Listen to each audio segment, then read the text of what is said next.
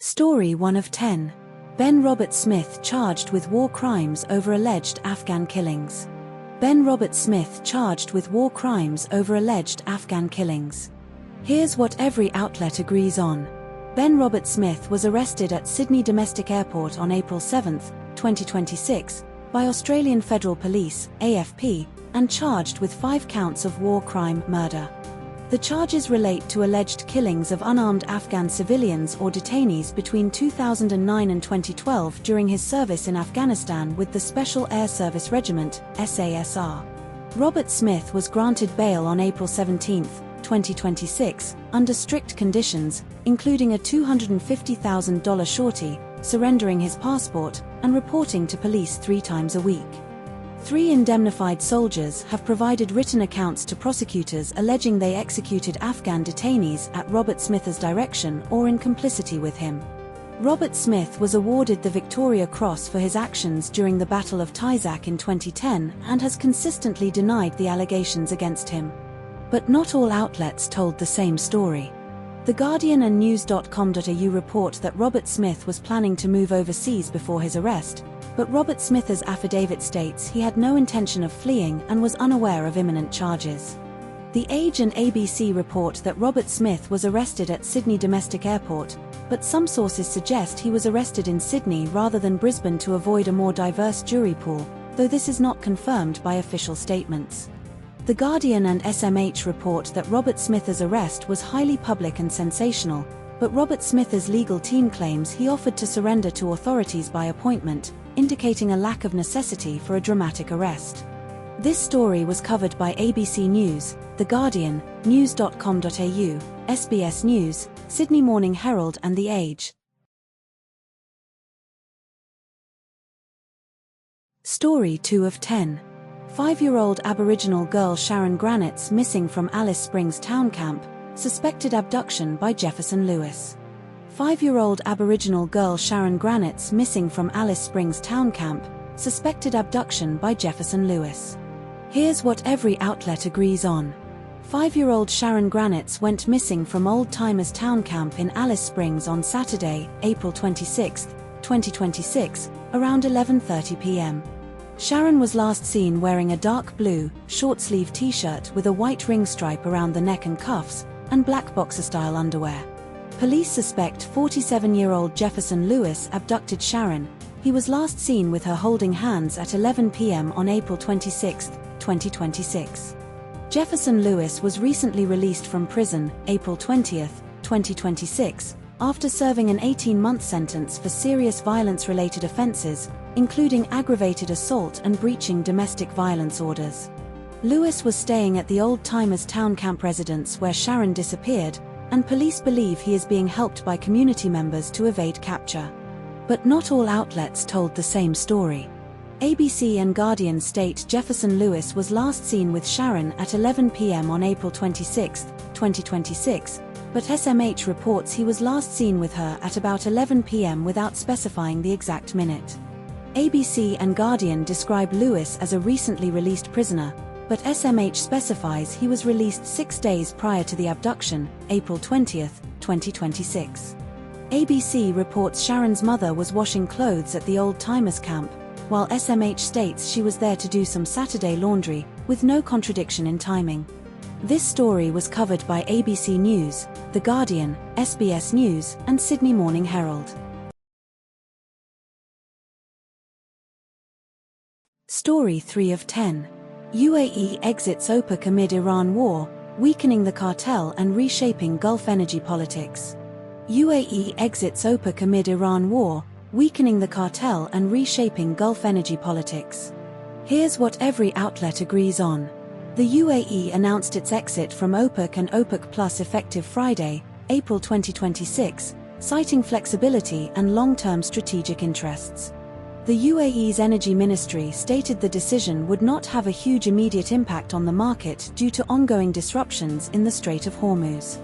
The UAE's production capacity is estimated at 3.4 million barrels per day, pre-Iran war, and aims to reach 5 million barrels by 2027, according to ADNOC and UAE officials. The UAE has been a member of OPEC since 1967, joined as Abu Dhabi, and remained after the UAE's formation in 1971. Donald Trump has publicly criticized OPEC for inflating oil prices, calling it a cartel and linking US military support to Gulf states with oil price exploitation. But not all outlets told the same story.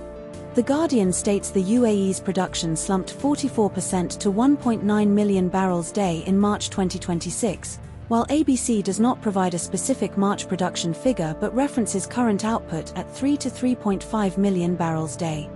ABC's Michael Brown claims the UAE's exit will do absolutely nothing to alter the near-term picture due to Strait of Hormuz blockades, while The Guardian suggests the UAE's flexibility could mitigate some market constraints. The Guardian implies Saudi Arabia's role as OPEC's de facto leader is weakened by the UAE's exit, while ABC frames the UAE's move as primarily about escaping OPEC quotas rather than targeting Saudi Arabia directly. This story was covered by ABC News and The Guardian.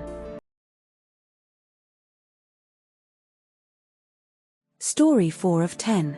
King Charles III gifts Trump HMS Trump bell at White House State Dinner, highlighting AUKUS alliance. King Charles III gifts Trump HMS Trump bell at White House State Dinner, highlighting AUKUS alliance. Here's what every outlet agrees on. King Charles III gifted President Donald Trump the original bell from the HMS Trump, a British-made, WW-era submarine that served in Australia's 4th Submarine Squadron during the Pacific War. The state dinner was held in the White House East Room on April 29, 2026, with approximately 100 guests. King Charles described HMS Trump as an AUKUS predecessor and linked the gift to deepened NATO and AUKUS military cooperation. The event included Australian billionaire Anthony Pratt, seated near the press riser, who said it was a great honour to attend and added hello to Australia. The guest list included billionaires Nvidia CEO Jensen Huang, Amazon founder Jeff Bezos, Apple's outgoing CEO Tim Cook, and Paramount Skydance CEO David Ellison. This story was covered by Sydney Morning Herald and The Age. Story 5 of 10. Raygun, Rachael Gunn, loses academic job at Macquarie University amid redundancies. Raygun, Rachael Gunn, loses academic job at Macquarie University amid redundancies. Here's what every outlet agrees on. Rachael Raygun Gunn was employed as a media and popular culture lecturer at Sydney's Macquarie University for over a decade, since at least 2016. Gunn completed a PhD on the gender politics of Sydney's breaking culture in 2017 at Macquarie University.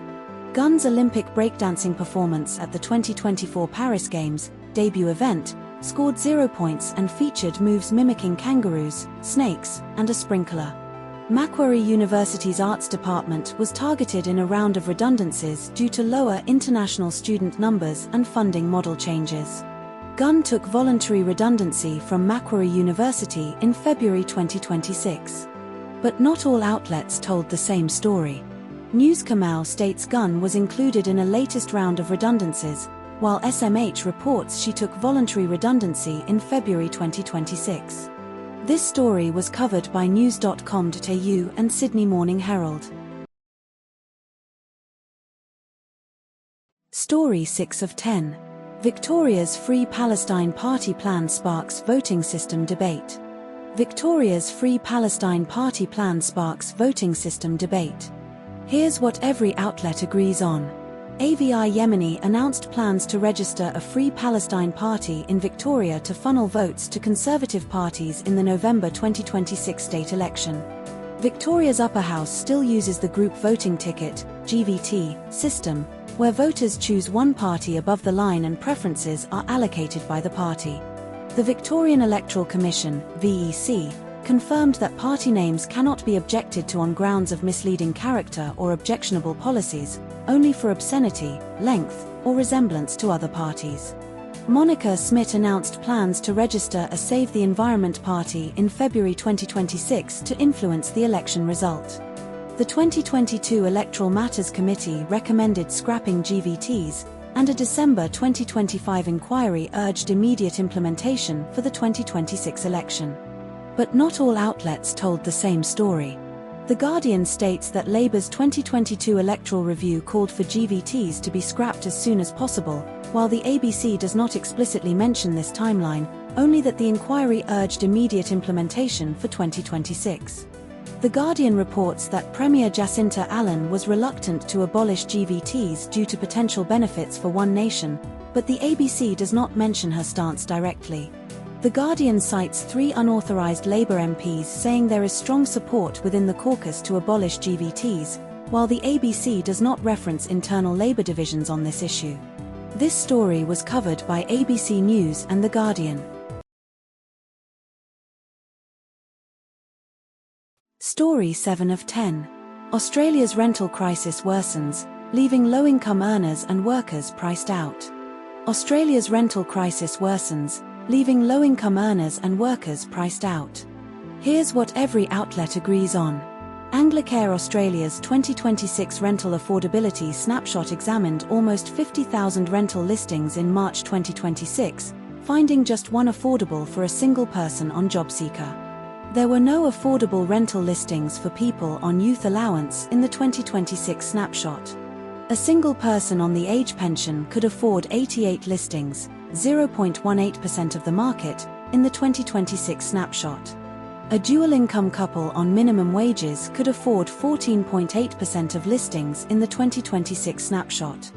There were 2,500 fewer rental listings in the 2026 snapshot compared to the same period in 2025. But not all outlets told the same story. ABC states the 2026 snapshot examined almost 50,000 listings, while Newscomau states it examined 48,776 listings. ABC says a single person on the age pension could afford 17 listings, while Newscomau says it was 88 listings, 0.2% of the market. ABC says a single parent on JobSeeker could afford 6 listings nationwide, while Newscomau does not specify a number but states it is a very small percentage. This story was covered by ABC News and news.com.au. Story 8 of 10. Australia's Q1 2026 energy demand surges with record renewables and battery impact. Australia's Q1 2026 energy demand surges with record renewables and battery impact. Here's what every outlet agrees on. Australia's electricity demand reached a record 25 gigawatts in Q1 2026, up 1.2% from Q1 2025. Renewable energy provided 46.5% of all generation in Q1 2026, a new high for the first quarter. Gas generation fell 24% in Q1 2026 compared to Q1 2025, the lowest since 1999. Grid-scale battery capacity more than tripled daytime to evening energy shifting in Q1 2026, enabled by 4,445 megawatts of new large-scale battery capacity added in the past 12 months. Average wholesale electricity prices dropped 12% in Q1 2026 compared to Q1 2025. But not all outlets told the same story. The Guardian states data center demand grew 18% in New South Wales, while ABC does not mention this specific figure for NSW. The Guardian reports data center demand in Victoria nearly doubled, while ABC does not provide a specific percentage for Victoria's data center growth. This story was covered by ABC News and The Guardian. Story 9 of 10. China resumes facilitating jet fuel exports to Australia amid global energy crisis. China resumes facilitating jet fuel exports to Australia amid global energy crisis. Here's what every outlet agrees on. China temporarily halted jet fuel and diesel exports to Australia in March 2026 due to the Iran war and domestic supply prioritization. China accounts for about 30% of Australia's jet fuel stockpile. Foreign Minister Penny Wong confirmed China is facilitating engagement with Australian businesses on jet fuel supplies during a press conference in Beijing on April 29, 2026. The Iran war and closure of the Strait of Hormuz have caused a global energy crisis, impacting Australia's fuel supplies. Penny Wong met with Chinese Foreign Minister Wang Yi in Beijing on April 29, 2026, to discuss fuel supply collaboration. But not all outlets told the same story. ABC states Wong met with Japanese ministers on April 28, 2026, while Newskamau does not mention this meeting. Newskamau cites KPLR's forecast of Middle East oil exports dropping to 6 million barrels per day in May-June, but ABC does not provide this specific number. This story was covered by ABC News and news.com.au. Story 10 of 10. Journalist reflects on maintaining 16 kilograms weight loss via fast 800 diet after 1 year. Journalist reflects on maintaining 16 kilograms weight loss via fast 800 diet after 1 year. Here's what every outlet agrees on. The author lost 16 kilograms on the fast 800 diet, achieving a target weight of 83 kilograms after 12 weeks. The author and their wife maintained their weight loss, 83.3 kilograms and a trim silhouette, respectively, more than 1 year later, though with fluctuations. The author and their wife continue using the Fast 800 Apps graduate membership, $22 per month, for recipes, shopping lists, and motivation, though not strictly following the diet. The author's weight fluctuates between -83 kg weekdays and -86 kg weekends, due to controlled eating during the week and indulgence on weekends. The author weighs themselves daily after breakfast, describing it as a stocktake rather than obsessive behavior. This story was covered by Sydney Morning Herald and The Age.